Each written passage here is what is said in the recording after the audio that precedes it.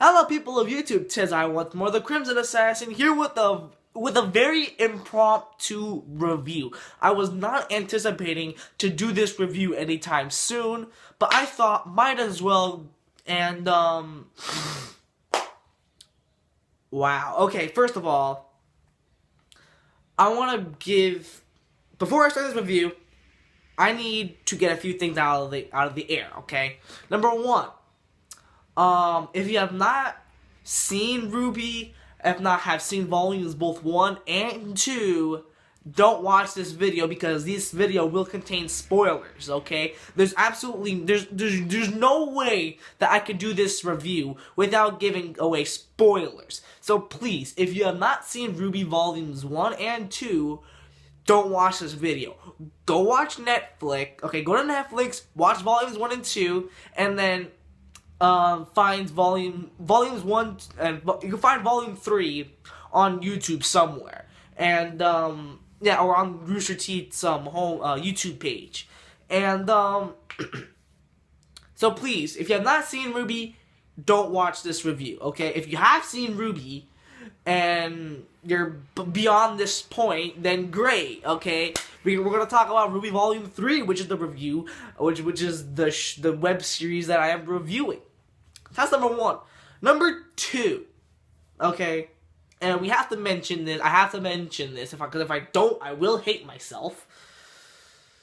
We have to talk about the unfortunate loss of RWBY's creator, Monty Owen. Okay, Monty Owen was the creator of RWBY. He did, he wrote the scripts for it. He was the director. He actually voice acted one of the characters in RWBY.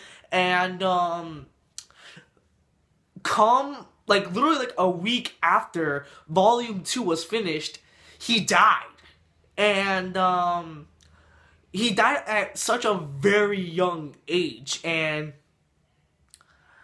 But he left such a impact on, Rooster Teeth, and not only on Rooster Teeth, but on the people who worked at Rooster Teeth, and not only the people who worked at Rooster Teeth, but to us and myself included. That shit hit me right in the feels. I was not expecting such a brilliant mind to go away at such a young age. So may that man rest in peace. Rest in peace, Monty Ohm. I have to say my rest in peace because you're such a talented man. I cannot imagine a world without you. This show would not have been created if not for you. And I salute you and rest in peace, Monty Ohm. I miss you, buddy. I miss you every day. Miss you every day.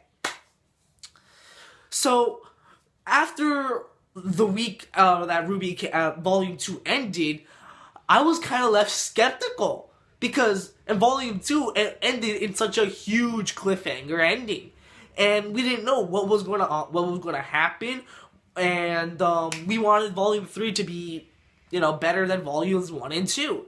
So I was honestly nervous because what was the fate? What was RWBY's fate? Because we honestly don't know. Because the creator is now dead. We don't know the fate of RWBY, basically. That's what we were wondering. And, an article that Rooster Teeth pointed out, and they were like, yo, listen, we are planning to do Volume 3, and we'll work hard on it, and we'll make sure that Monty's wish will come true. Because, let's face it, Monty Owen does not want RWBY to end, okay?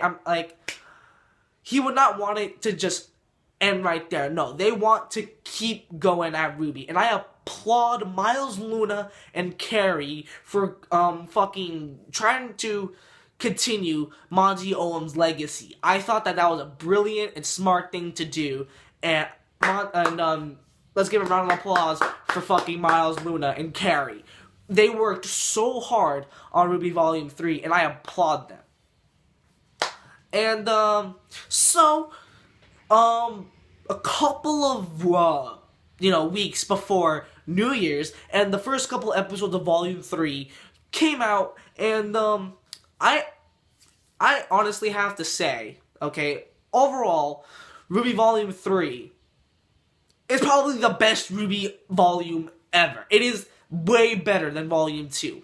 But first, you know, with all that shit being said in the beginning of this video, what is the story of RWBY Volume 3? Well, RWBY Volume 3 picks up where it left off at the end of Volume 2, where you're still met with your favorite team RWBY, of Ruby Rose, Weiss, Blake, and Yang, as they go to this tournament, and they enter the tournament, and they, you know, compete in it, and then all the crazy shit behind the scenes, you discover, you know, who is Cinder, what was her purpose, why is she, you know, going against and trying to take over whatever the fuck she's doing, what happened to the characters at the end of Volume 2, and above all else, you're in this tournament and you're trying to figure out what's really happening, what's going on, and it's up to, you know, RWBY to fucking save the day and shit. It mainly involves around this tournament, basically, okay? Again, if you have not seen Volume 3 and still watching this review, then you're fucking stupid, okay? So, overall, I do think RWBY Volume 3 is way better than Volumes both 1 and 2. Definitely way better than Volume 1, but Volume 2, yeah. Okay, RWBY Volume 3, okay, in a nutshell, has the same good qualities as RWBY's Volume 1 and 2. RWBY Volumes 1 and 2 had great animation, superb voice acting, the action, especially in Volume 2, gets really intense, and above all else, it was just a thrill ride to watch. And at the end of every episode of Volume 2, you are left wanting more, and the same things can be said about Volume 3. It still has great animation, with still great voice acting, which we have to talk about the voice actors just for a bit. I applaud freaking Lindsay Jones, Barbara Finkelman, I don't know how to pronounce her last name, and the other voice casts that are who did Volume 3. I thought that they did a superb job, especially Vic Mignogna. They got Vic Mignogna to do a role in RWBY. And not only Vic Mignogna, they even got Yuri Lowenthal. That's right. Yeah, Yuri Lowenthal and Vic Mignogna in the same freaking show that they're doing, a part of a web series, two famous anime voice actors. Yeah. I was really happy for that. And believe it or not, Yuri Lowenthal's character was in Volume 2, and I didn't notice his voice until right now because he barely spoke, which is why I didn't get it. But yeah, Yuri Lowenthal is in here. I'm like, wow. And Vic Mignogna, which I was really surprised about Vic Mignogna. We'll get into that in just a little bit. And yeah. But what were some of the better qualities about Volume 3? Well, in Volume 3, the story really gets picked up, especially towards the second half of Volume 3. The story gets so damn dark. Like, they're really going in a really dark direction. And, you know, since this is basically like a spoiler review, I'm allowed to actually say this, but the ending of Volume 3 left me so damn shocked, so damn appalled that they actually are going with this direction. At the point that they killed off a main character. That's right. RWBY Volume 3 kills off one of its main characters. Yeah. I was not expecting that. I honestly thought it was just going to be like every other thing that, you know, was out there on how the heroes will one day save the day, they'll defeat the bad guy and they'll save the day and all that other good shit. No, the exact opposite. They end up losing, and one of the main characters of the show dies. I applaud them. They pulled a comic kill. They pulled a fucking Walking Dead on me. I thought that was great. RWBY Volume 3 took chance. In fact, it didn't just do it to one character, it did it to two characters. It kills off two characters. Wow. The story picks up, and I applaud that. With its good direction, going hand in hand with the story. The direction that they're going with this story, I really want more. And yeah, I will admit it is a cliffhanger ending, and you know, obviously there'll be a volume 4. And when they do come out with the volume 4, I will do another review like this for volume 4. And I honestly would like to see, you know, the story really, really get even darker, but at the end have a little light at the end of the tunnel. Who knows? But let's just say, towards the second half of volume 3, it gets dark. And it's good. One other thing about about RWBY Volume 3 that really picks it up, and which is way better than the other two, is that the characters are still likable, and they're still full of energy as they were in volumes 1 and 2. Okay, RWBY is still probably my favorite character in the anime. She's so cute, so adorable, so badass, especially towards the second half of the anime, especially the last episode. You know, Yang is still badass. Blake is still a mixed bag for me. I do like Blake. Out of all the characters, she has the most character development, and so also you kind of get a bit more into Weiss, because like in a couple episodes you actually meet Weiss's sister, which I thought that was pretty well done, and even the new characters that were introduced in Volume 3, I thought that they were handled very well, especially Uncle Crow, voiced by Vic Mignogna. That was superb. And the thing is, Vic Mignogna, you could tell Vic Mignogna had so much fun voicing Crow. In fact, I follow him on Twitter, and he says that he loves his RWBY fans. That's all I need to say. Vic Mignogna is such a talented voice actor. And, he pulls off the ladies' man so quickly. Like, he could do any kind of ladies' man character in his sleep. That's what Crow is. He's kind of like this ladies' man, but very badass and very stern. And I honestly do like Uncle Crow. He's probably my newest favorite character. He's very badass, and above all else, he ain't afraid to crack some jokes, if you know what I'm saying. There were a couple other characters that were introduced in Volume 3 that either, didn't kind of make the cut. Like, there was, like, these, again, Weiss's sister. She was barely shown in Volume 3. And, I would like to see more of that. And especially in, like, the few episodes that you've seen her, you can really tell that she actually has, or Weiss, you can really tell that Weiss honestly has a mutual respect for her. And, she being the older sister that she is, really wants to look out for Weiss, and I honestly thought that was really well handled, and it's such a nice little sibling relationship, okay? All we know is that she's really careful, and that she likes her little sister. I honestly like that. Now, if you're going to press me about any cons with RWBY Volume 3, there's just one big issue with Volume 3. Okay, and it's that you can call it a nitpick, but it kind of irritated me, okay?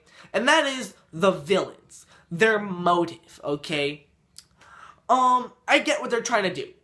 They wanted the viewer to piece together what they were planning, okay? They didn't want to reveal what were the villains, what were their plan, and how were they going to do it. They did not want to reveal any of that. But you could have done a little better with it, okay? Because, I go from one episode to another episode, and I'm wondering, what is their plan? Stop, teasing me a little bit, because that's what they're doing. They're teasing me. What is their big motive? What is their plan? What were they going to do, and how are they going to do it? I get it. They wanted us to piece together what the villains were planning, but they could have done a better job at it, okay? You could have,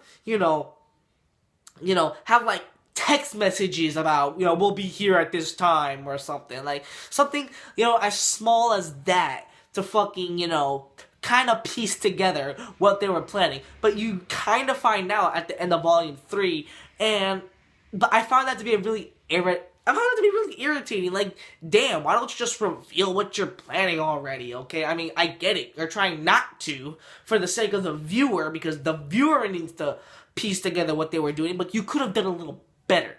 Because I'm just standing here sometimes being confused about the villains. I honestly was. And the fact that the villains, only until the second half, don't really do much, okay? Yes, the villains, you know, Cinder, and Adam, those guys, you know, you don't really see them only in the first half. You see them mainly in the second half. And, again, you could have done a well better job explaining what your villains are doing, okay? But all in all, guys, RWBY Volume 3 excels my expectations, okay? With its stellar animation done by Rooster Teeth, of course, my homies at Rooster Teeth. With solid voice acting, Vic Mangana being one of them, and Yuri Lowenthal. It really picks up with the action. There's way more action in the in the show. And in fact, every episode at least has one action scene in it, and I thought that was great.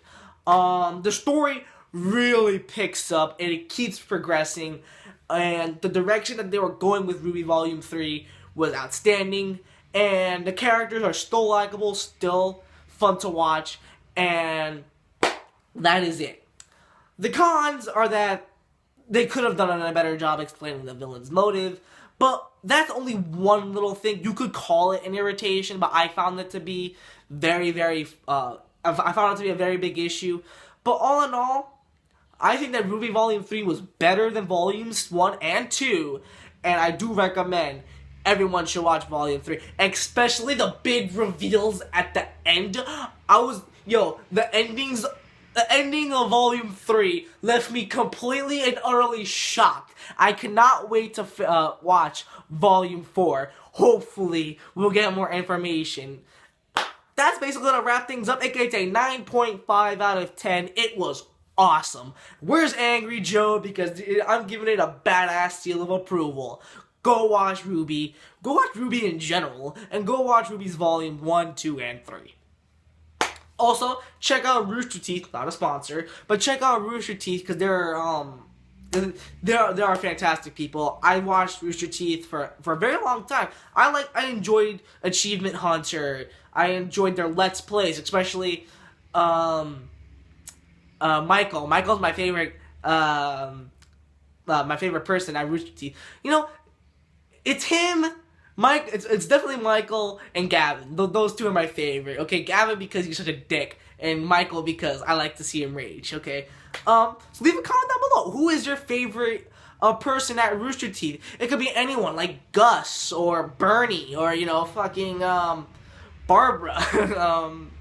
Give me anyone. Leave a comment. Who is your favorite Rooster Teeth person at Rooster Teeth? And stay tuned. Hopefully, the reaction video coming soon.